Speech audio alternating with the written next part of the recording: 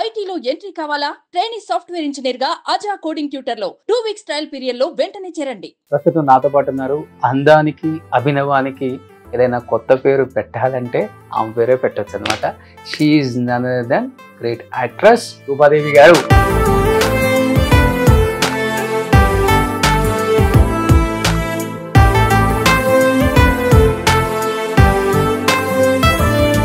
రూపాదేవి గారు నమస్తే. నమస్తే. నమస్తే. ఏంటి సీక్రెట్ ఏంటి? ఇంత అందంగా ఉన్నారు, పింక్ కలర్ శారీ కట్టుకొని మీర్జాపూర్ ఇమ్రాన్ లాగా. మీరు స్టార్ హీరోయిన్ గా ఉన్నప్పుడు తీసుకున్న రెమ్యునరేషన్ అంటే ఏమని చెప్తారు? టాప్ రెమ్యునరేషన్ అంటే తీసుకున్నాను. 80s లో ఒక 2 గ్రౌండ్లు వస్తుందేమో చెన్నైలో. ఎందుకు యాంకర్ లేకపోతే బిజినెస్ మ్యాన్ వా? మీరు చాలా కమర్షియల్.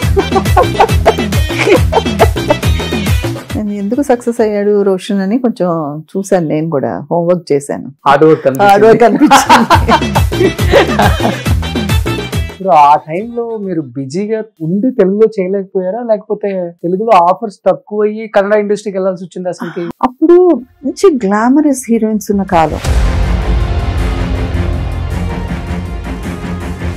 మీరు ఫస్ట్ కెరీర్ స్టార్టింగ్ లోనే ఒక వేశ్య క్యారెక్టర్ చేశారు కదండి. అమ్మ యాక్సెప్ట్ చేశారు అసలుకి? అమ్మ నాన్న వాళ్ళు ఎవరు, నాకు ఒక పిన్నిలాగే అటాచ్మెంట్ అమ్మతోటి. పిన్ని అనే పిలుస్తారా? పిన్నినే పిలుస్తాను నేను అమ్మని.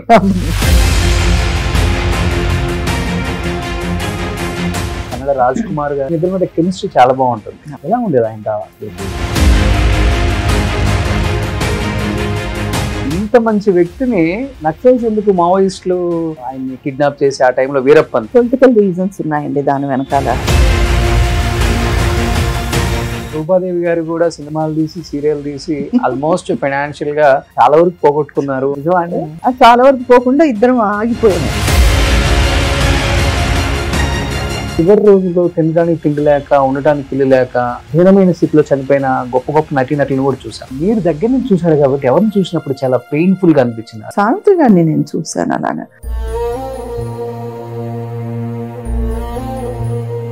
ఒక రోజు వెళ్ళాను చూడ్డానికి. అసలు ఇలా మంచం ఉందని, మంచంలో ఇంత చిన్న 10-12 years ఓల్డ్ బేబీ లాగా పడుకుని ఉన్నారు ఆవిడకి ఏమీ తెలియదు, ష్రింక్ అయిపోయి. ఆవిడని చూసి అసలు నాకు అసలు ఏడుపు ఆగలేదు. చాలా I was depressed that day.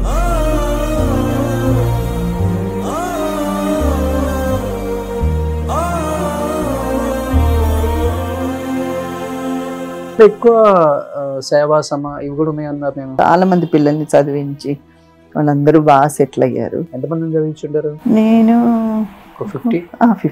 6-7 constables అండి. నిన్న ఒక అమ్మాయి చేసింది, నిన్న తెలంగాణ తల్లి ఏదో అయింది కదా, అక్కడ ఉన్నాను నేను బందోబస్తులో. ఓ ఫోటో తీసి పంపవే అన్నాను. మంచి డిసిషన్ తీసుకున్నారు నిజంగా. ఇలా ఎవరు ఆలోచించారు? Hi, hello, welcome to Suman TV. నేను మీ రోషన్. ప్రస్తుతం నాతో పాటు ఉన్నారు. అందానికి అభినవానికి ఏదైనా కొత్త పేరు పెట్టాలంటే ఆమె పేరే పెట్టచ్చు అనమాట. She is none other then great actress Roopa Devi గారు. సో రూపాదేవి గారు నమస్తే. నమస్తే. నమస్తే. Thank you. అన్ని మాటలు. సో ఈ రోజంతా మిమ్మల్ని పొగిడే కార్యక్రమే. సో ఫస్ట్ ఆఫ్ ఆల్ చాలా చాలా హ్యాపీగా ఉంది. ఎందుకంటే 60s, 70s, 80s, 90s అందరినీ నేను చూశాను. ఇప్పుడు భూమి మీద బతుకున్న వాళ్ళందరినీ, వాళ్ళని చూస్తున్నప్పుడు ఒక ఆనందం, తెలియని ఒక ఆనందం. ఎక్కడి నుంచి అంటే మన గుండె లోతుల నుంచి వస్తుంది అంటారు కదా, అలా. ఎందుకంటే ఎన్నో సినిమాలు, ఎన్నో వందల సినిమాలు, మంచి మంచి క్యారెక్టర్స్ చేయటమే కాకుండా అసలుకి మీరు తీసుకున్న ఆ లైన్ ఉంటుంది చూసారా, ఓ మై గాడ్. మీ జర్నీ చూస్తుంటే నాకే అనిపిస్తుంది వచ్చేటప్పుడు కార్లో, ఎక్కడ పుట్టాము, ఎక్కడ పెరిగాము, ఎక్కడికి వెళ్ళి స్టార్ హీరోయిన్గా ఎదిగామని. బట్ ఏమనిపిస్తుంది, ఈ ఆల్మోస్ట్ 40 years అయిపోయింది కదా మీరు వచ్చేసి. 40 సంవత్సరాల సినిమా జీవితం అనేది మామూలు విషయం కాదు, ఆషామాషి కాదు. చాలా కష్టంతో పాటు ఇష్టంతో చేశారు కాబట్టి ఇంత పెద్ద స్టార్ హీరోయిన్ అయ్యారు. కాబట్టి రూపాదేవి గారు ఏం చెప్తారు? ఫస్ట్ ఆఫ్ ఆల్ నాకు అవన్నీ తెలియదండి. మీరు చెప్పిన అడ్జెక్టివ్స్ అన్ని కూడా నాకు తెలియదు. కానీ ఎక్కడో ఒక దగ్గర దేవుడు చల్లగా చూశాడు. మెయిన్ అంటే మనం ఒక కృషికి ఫలితం ఉంటుందని అంటారు కదా, అది ఒట్టి మాట కాదు అని అనిపిస్తుంది. ఎప్పుడు నేను ఏది చేసినా ఏం చేసినా సరే నా ఫుల్ కాన్సన్ట్రేషన్, ఫుల్ ఇష్టంతో 90% ఆఫ్ ద వర్క్. అప్పుడప్పుడు వస్తాయి మనకి ఇష్టం లేని వర్క్ కూడా చేయాల్సి వచ్చే సందర్భాలు ఉంటాయి అనుకోండి. అది కాకుండా ఎక్కువగా అన్నీ చేసేయాలి, ఎక్కడికో వెళ్ళిపోవాలి, నేను హిట్లు కొట్టేయాలి అలాంటి ఎప్పుడు తాపత్రయం లేకుండా ఒక డైరెక్టర్ వచ్చి ఒక స్టోరీ చెప్పినప్పుడు అయ్యో ఇది బాగుంది, ఇది మనం చేద్దాం అన్న ఒక ఆతృతతోటే అన్నీ నేను జనరల్గా ఒప్పుకోవడం జరిగింది. అవి సక్సెస్ అయ్యేసరికి అదొక చాలా ఆనందంగా ఉంటుంది. మీరు అన్నట్టు అప్పుడు మనకి తెలీదు మనం ఈ జర్నీ ఇలా చేసామా, మనం చేసింది తప్ప రైటా, అందరూ ఆ దారిలో వెళ్తున్నారే, మనం ఆ దారిలో వెళ్ళలేదే, మనం ఇంత సంపాదించేలేదే, ఇలాగా మార్కెటింగ్ చేసుకోలేదే, ఇవన్నీ అప్పుడప్పుడు అనుమానాలు ఉండేవి. ఇప్పుడు ఒక్కోసారి మీలాంటి వాళ్ళు చెప్పినప్పుడు, పర్టికులర్లీ అభిమానులు కొంతమంది మాట్లాడినప్పుడు, ఓహో అయితే మనం చేసింది కరెక్టే, మనం సరైన దారిని మార్గాన్ని ఎన్నుకున్నాం అని అనిపిస్తుంది. ఓకే. ఎందుకంటే ఇప్పుడు మీరు అలా కాలు మీద కాలు వేసుకొని అలా పింక్ సారీ కట్టుకొని ఉంటే అంటే చెప్తున్నాను, నాకు మిర్చి సినిమాలో నదియా గారు, అత్తారింటి దారిలో నదియా గారు, అరే మన తెలుగులో ఉన్న రూపాదేవి గారిని ఇలాంటి క్యారెక్టర్స్ లో చూడొచ్చు కదా మనం. అంటే ఆమెను పెట్టుకున్నందుకు కాదు నేను చెప్తుంది, ఇలాంటి క్యారెక్టర్లలో ఇంత అందంగా మన తెలుగుగా ఉన్నప్పుడు మన డైరెక్టర్స్ కనిపించలేదా అనిపిస్తుంది నాకు. ఎప్పుడన్నా మీకు అలాంటి సినిమాలు చూసినప్పుడు అంత స్టైలిష్ మదర్, స్టైలిష్ అత్త అంటే మీరు గుర్తొచ్చేస్తారు. మళ్ళీ థ్యాంక్స్. నాకు అనిపించదు, అంటే ఆ డైరెక్టర్ గారికి ఆ టైంలో అది గుర్తు రావాలి, వాళ్ళకి అనిపించాలి కదా. మనకి ఇంకటి ఎన్నో ప్రయారిటీస్ ఉంటాయి, వాళ్ళకు కూడా ఎన్నో పారామీటర్స్ ఉంటాయి. ఆ టైంలో వాళ్ళకి నా ఈ రోల్కు ఈ పర్టికులర్ ఆర్టిస్ట్ యాడ్ చేస్తారు అని అనిపించాలి. కొంచెం నసీబ్ కూడా ఉంటుంది. అంటే మీరు కూడా సెలెక్టెడ్ గా చూసుకుంటారు కదా, చూస్ చేసుకుంటారు, ఓకే నేను ఇదే చేయాలి. 90% అండి. ఎందుకంటే అన్ని చూస్ చేసుకోవడానికి ఉండదు. ఒక్కోసారి ఫ్రెండ్షిప్లు ఉంటాయి, ఒక్కోసారి తెలీదు ఎలా అది ఫైనలీ వర్కౌట్ అవుతున్నదని తెలీదు, అలాంటివి కూడా ఉంటాయి. ఒక్కోసారి కొన్ని జరుగుతాయి. ఓకే. అదర్వైజ్ మీరు ఫస్ట్ చేసిన తమిళ సినిమా 365 డేస్ ఆడింది. 365 శంకర్ గారు కొత్త ఆర్టిస్ట్, ఆయన కూడా అప్పుడే వచ్చారు. అందరం కొత్త వాళ్ళే. సో ఒక ట్రెండ్ సెట్ చేసిందని చెప్పుకోవచ్చు అప్పుడు. చాలా.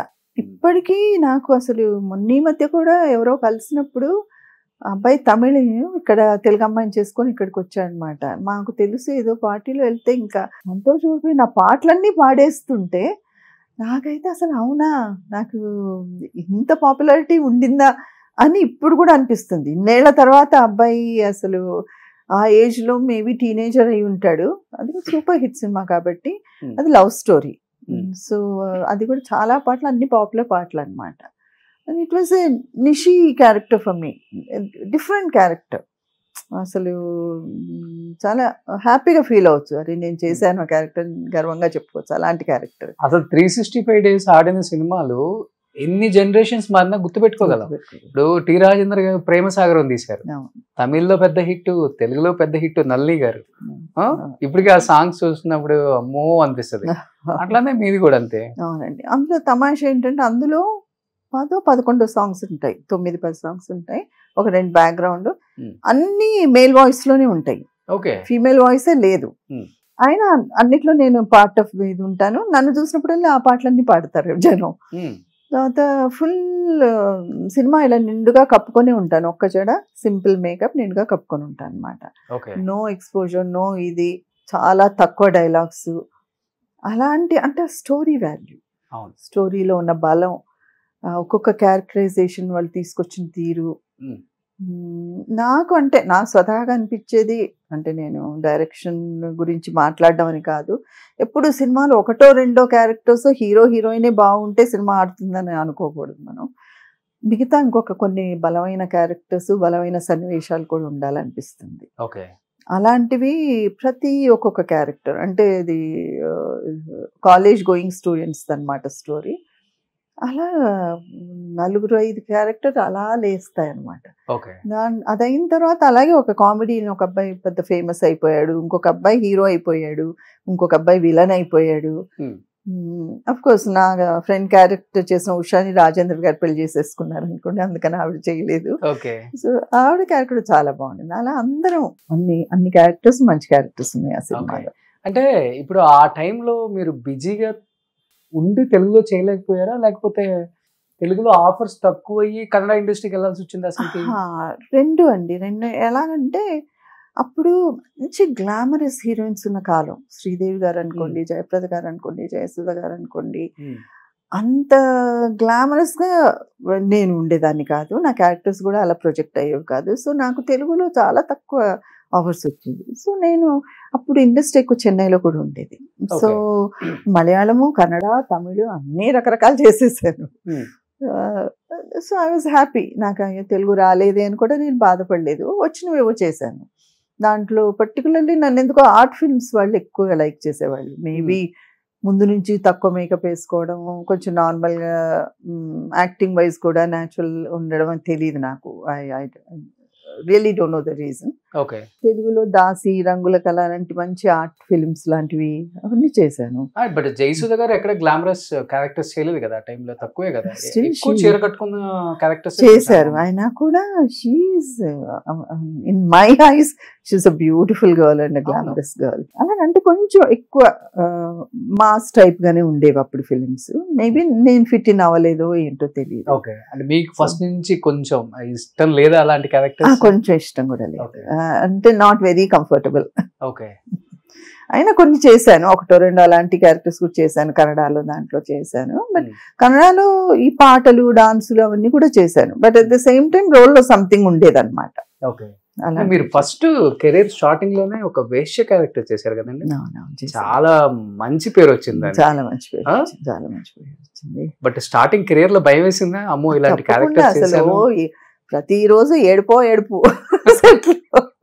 సెట్ లోనే సెట్ లో ప్రతిరోజు డైరెక్టర్ వాళ్ళు వచ్చి ఎందుకన్నా ఈ అమ్మాయిని తీసుకున్నాం అని మనసులో అనుకొని బయటికి, అమ్మ తల్లి ఇదేం అలా కనపడదు, ఇలా కనపడదు, ఈ దీంట్లో చాలా డెప్త్ ఉంది రోల్లో అని చెప్పి బతిమలాడి చేసి అలా నడిపారు ఆ సినిమా. అలా అదొక